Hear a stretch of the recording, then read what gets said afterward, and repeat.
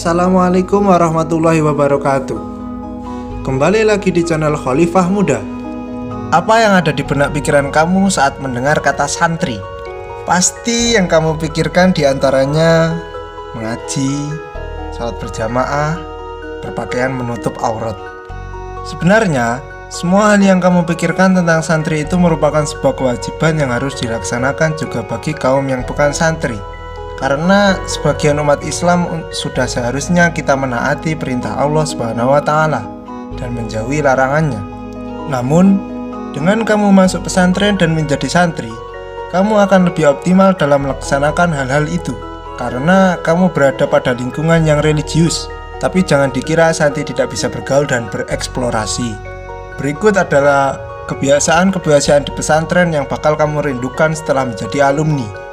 Santri tidak hanya bisa mengaji. Jika orang di luar sana masih menganggap bahwa santri itu cuma bisa mengaji, itu salah. Di pesantren, santri juga bisa menuangkan kreativitasnya dalam bergaul dan bereksplorasi. Kamu bisa mengikuti ekstrakurikuler yang ada di pesantren, dan kamu bisa menampilkan bakat di setiap ada acara atau perlombaan tertentu. Peraturan bisa membuat santri jadi paranoid.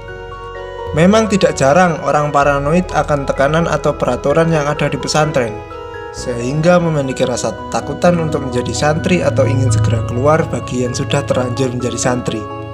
Di setiap pesantren pasti ada peraturan, yang mana peraturan itu bisa membuat kamu resah dan tidak nyaman tinggal di pesantren.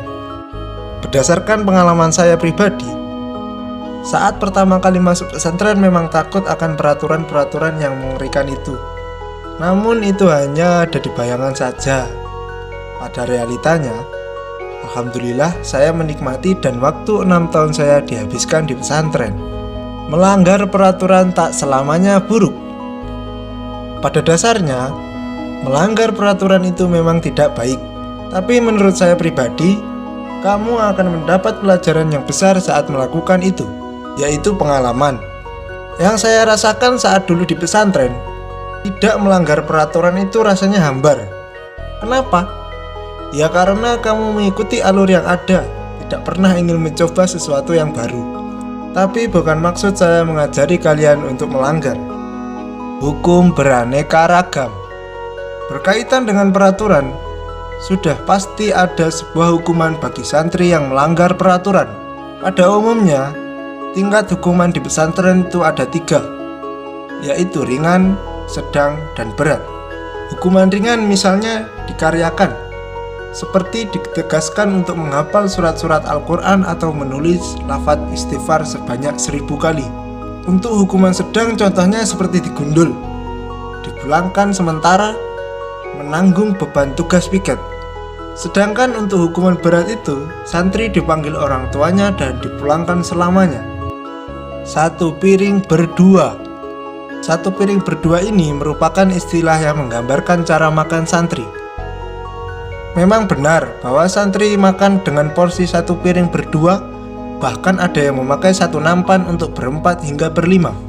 Di saat momen seperti itu, santri itu bukan mencari kekenyangan, tapi mereka mencari arti kebersamaan dalam hidup berjamaah.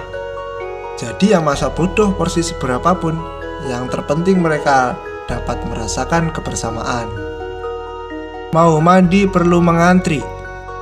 Di pesantren, hidup itu berjamaah. Tapi jangan dikira mandi juga berjamaah loh ya. Kalau mandi tetap personal, tapi para santri perlu mengantri untuk mendapat giliran mandi. Dalam hal ini, dibutuhkan kesadaran dan sabar. Kamu yang memakai kamar mandi lebih dulu harus sadar kalau di luar santri-santri lain mengantri panjang. Bagi santri yang mengantri juga harus sabar menunggu. Tapi tetap hati-hati ya. Jangan sampai santri yang mengantri di luar habis kesabarannya. Kalau sudah habis, bisa jadi mereka akan menggedor-gedor, bahkan bisa sampai mendobrak. Bisa dibayangkan bukan? Ganas saat ada makanan datang. Saat momen seperti inilah para predator ganas akan menyerang. Jika ada salah seorang teman yang membawa makanan untuk dibagikan, biasanya para santri predator ini tak memperdulikan aktivitas apa yang dilakukan saat itu. Mereka akan langsung lari menuju target dan berusaha menguasai makanan yang dibagikan. Memang seru sekali saat momen seperti ini. Suasananya sunyi, apapun tiba-tiba akan menjadi heboh karena hanya sebuah makanan. Biasanya, makanan lebih banyak tercacar di lantai karena kericuan daripada yang dimakan. Kulit terserang penyakit. Banyak yang bilang, jika belum pernah merasakan penyakit gatal-gatal pada kulit saat di pesantren, berarti belum memenuhi syarat sah menjadi seorang santri.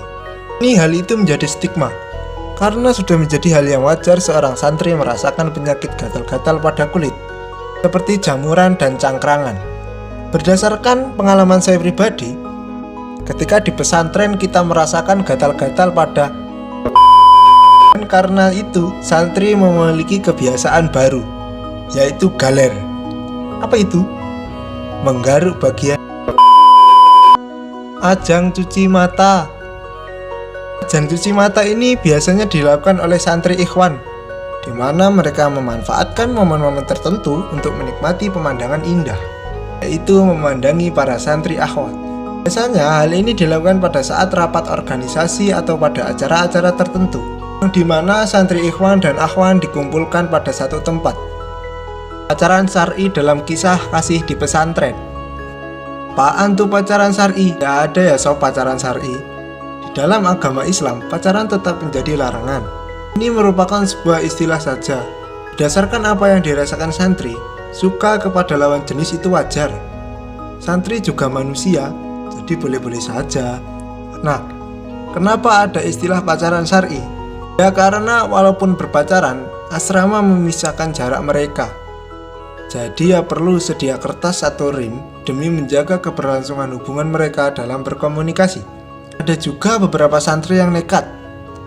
Mereka mencuri waktu untuk bertemu, sampai ada yang jalan berdua ke mall. Gosok barang milik teman. Ada dua kemungkinan yang akan terjadi jika melakukannya, yaitu bisa menjadi dosa dan bisa juga tidak. Pada dasarnya, gosok itu meminjam barang milik teman tanpa izin, dan mungkin itu bisa menjadi dosa jika teman kita tidak ikhlas saat mengetahui barangnya digosok. Namun, bisa juga menjadi tidak. Jika saat ingin menggosok, kita yakin bahwa teman kita yang punya barang ini akan ikhlas. Biasanya, barang yang paling sering digosok itu sandal dan alat mandi. Paling ngeselin memang. Sehabis sholat lalu keluar dari masjid, mau kembali ke asrama, cek sandal, nggak ada. Dan sandal pun tiba-tiba sampai lebih dulu di asrama.